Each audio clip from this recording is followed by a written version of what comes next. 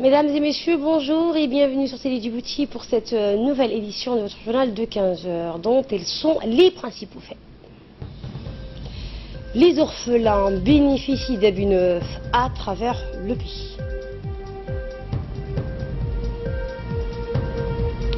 À la une également, début de la Coupe du Monde en Russie aujourd'hui. Mesdames et messieurs, et bonjour, les Djiboutiens sont censés fêter demain la Eid el-Fitr qui marque la fin du jeûne du Ramadan. Hier soir, au quartier commercial de la capitale, des cohortes de mères entourées de leur progéniture se livraient au jeu de marchandage avec les vendeurs des magasins de vêtements ayant pignon sur rue. Et bien d'un côté, les commerçants renchérissent les tarifs de vente de leurs articles vestimentaires. De l'autre, les mamans ne s'en laissent pas compter. Elles ont déjà une idée de la valeur marchande réelle des habits neufs qu'elles veulent acquérir au grand bonheur de leur chère petite tête bouclée. La fièvre des hachés s'est emparée des habitants de Djibouti-Ville. Le centre-ville de la capitale était noir de monde. Le soir venu, une pagaille inhabituelle y règne. On a assisté au Bouhara,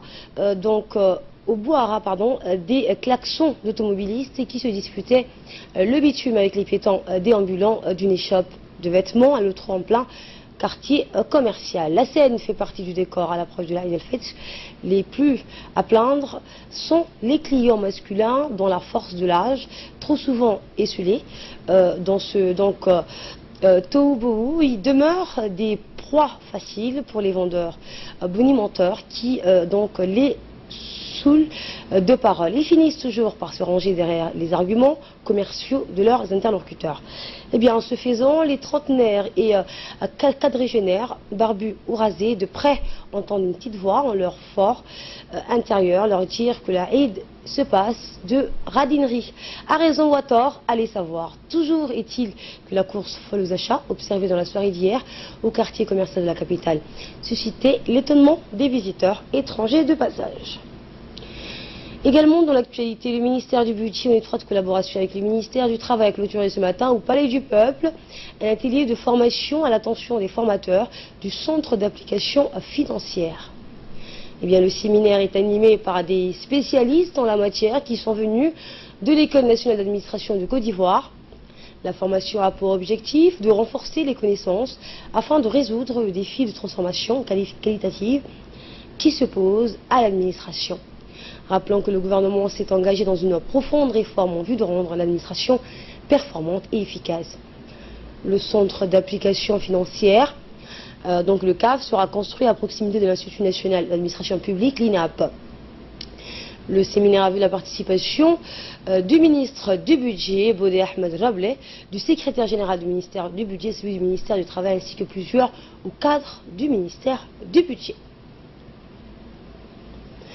Une nouvelle polyclinique ouvre ses portes à Falahad. Le ministre de la Santé, Dr Jamal Mehki, a procédé hier à l'inauguration d'une nouvelle polyclinique à Falahad en présence du secrétaire général Dr Saleh Ben Abdeltoulab et de l'ensemble des cadres du ministère de la Santé ainsi que de nombreux représentants de la société civile des quartiers environnants. Cette nouvelle polyclinique offrira des nouvelles prestations spécialisées telles que l'ophtalmologie, la stomatologie, la maternité avec une salle d'accouchement, un service d'urgence qui sera opérationnel 24 heures sur 24. A noter enfin que cette polyclinique Falahad déploiera 3 fois plus de personnel soignant. Le ministre de la Santé, le Dr Jamal Mehki et les officiels ont par la suite procédé à une visite guidée de cette toute nouvelle polyclinique Falahad. Le ministre de la Santé a souligné que l'avènement de ces polycliniques flambant neuves constitue un tournant majeur de la politique de modernisation de notre système de santé. Dans un mot prononcé à cette occasion, le ministre de la Santé a rappelé que ces projets de polyclinique vont transformer structurellement le système de santé. Il a par ailleurs invité les responsables et la population de prendre soin de cette nouvelle structure. Dans le reste de l'actualité, les tournées caritatives de Ramadan se poursuivent à Balbala 3, au cité Charasman, et qui a pour slogan « Habiller nos orphelins ». Cette cérémonie a vu la participation des membres du comité exécutif du parti RPP, en l'occurrence le chef de la délégation, Moumin Hassan Barre, ministre de la Culture et des Biens Warf, accompagné des membres du gouvernement, donc Moumin Ahmed Cher, Mouna Ousmane Aden, ainsi que des parlementaires. Les membres de la commission ont procédé à la distribution des habits neufs de 150 orphelins résidant dans la zone que couvre l'annexe RPP de T3 et de Cher Ousmane. À son arrivée, la délégation a été accueillie très chaleureusement par le président de l'annexe RPP de T3 et de Cher Ousmane et son comité avec les leaders de cette grande agglomération. La visite de ces officiels, faut-il le préciser, répond à une traditionnelle tournée des membres du comité exécutif du RPP à travers les annexes du parti RPP de la capitale comme dans les régions de l'intérieur. Et rappelons que celle-ci intervient chaque année dans la seconde moitié du mois béni du Ramadan. Cette rencontre avec les militants et sympathisants du plus vieux parti du pays a pris fin avec la distribution des habits neufs aux orphelins, aux enfants donc orphelins et défavorisés comme l'a toujours voulu notre tradition islamique. Dans le reste de l'actualité, le ministre du Travail et de la Réforme chargé de l'administration Hassan Dizissamli, accompagné de 2 parlementaires représentant la région à l'hémicycle national, Elmi Mahabbe Ouaes et Roda Ahmed Ali, se sont rendus dans la matinée d'hier à Lissabi pour procéder à la distribution des habits neufs au profit des nombreux enfants orphelins ou issus à des familles défavorisées. À l'approche de la fête de la Eid al-Fitr qui marquera donc la fin du mois béni de Ramadan, cette opération d'offre de vêtements neufs est survenue à point nommé. Celle-ci s'était déroulée au siège du conseil régional. À leur arrivée, les visiteurs de marque ont été reçus par le président du conseil régional qui peu après les a introduits dans la grande salle de réunion des lieux combles d'enfants insatisfaits accompagnés donc par leur mère ou tuteur. Les députés donc ont annoncé que permettre à ces enfants de fêter dans le même état d'esprit que les autres est un devoir qui nous incombe à tous. C'est un don du parti RPP, ont-ils annoncé. Quant aux membres du gouvernement, il a déclaré faire preuve de compassion envers les plus faibles et une recommandation divine, surtout en cette période du mois béni du Ramadan. Aller vers les plus démunis, constater leurs besoins et si possible les soulager est une de nos missions gouvernementales, a-t-il lancé en substance à l'adresse de l'assistance. Ce rassemblement s'est terminé par l'offre d'une tenue d'habillement neuf à chacun des enfants présents sur place. Et ainsi le visage de chaque donc s'est illuminé de sourire sous les applaudissements nourris des nombreuses personnes présentes sur place. Également dans l'actualité, une cérémonie de distribution d'habits neufs pour la Eid al-Fitr toujours a eu lieu hier pour les enfants à besoins spéciaux, présidée par la secrétaire d'État chargée des affaires sociales, Madame Mouna Ousmane Aden. Cette cérémonie a vu la participation du secrétaire d'État chargé des affaires sociales, des hauts cadres, ainsi que le président du réseau des handicapés, donc Idriss Moumin Abdi, le conseiller technique à la présidence en matière de handicap, de Ali Saïd, des membres du Parlement, le président de la commune de Ouelbela, ainsi que plusieurs présidents des différentes associations des handicapés donc, du pays. Plus de 450 enfants à besoins spéciaux ont bénéficié de ces dons, des habits neufs pour la Eid al-Fitr et ça va continuer donc de tout ce qui a été entrepris depuis bientôt un an à l'égard des personnes à besoins spéciaux et plus particulièrement les enfants handicapés. Et dans son intervention, la secrétaire d'État chargée des affaires sociales, Mme Mouna Ousmane Aden, n'a pas manqué de remercier l'initiateur de ces projets, le président de la République, Ismaël Omar Guelleh, ainsi que la première dame du pays, Mme Khadra Mohamed Haïd, qui jour et nuit veille sur la fierté et bonheur du peuple djiboutien et a souhaité d'avance un joyeux Eid al-Fitr à tous les Djiboutiens ainsi qu'aux musulmans du monde entier. Et de là, nous passons à l'actualité à travers le monde. À New York, l'Assemblée générale des Nations unies a adopté hier un texte condamnant Israël et réclamant la protection du peuple palestiniens. Et pour nous en dire plus, Ahmed Hamad est avec nous sur ce plateau.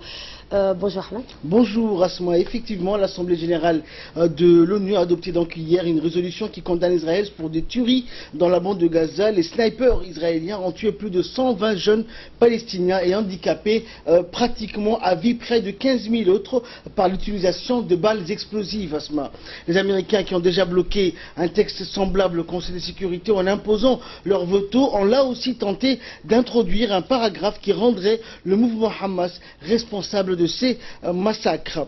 Au total, dans 45 pays se sont abstenus de basculer dans un camp ou dans l'autre. 12 pays européens, dont la France, ont voté pour le texte et 16 pays européens se sont abstenus. Ce vote donc non contraignant constitue une symbolique victoire diplomatique pour les Palestiniens, mettant à nu la politique colonialiste et expansionniste d'Israël et son soutien américain.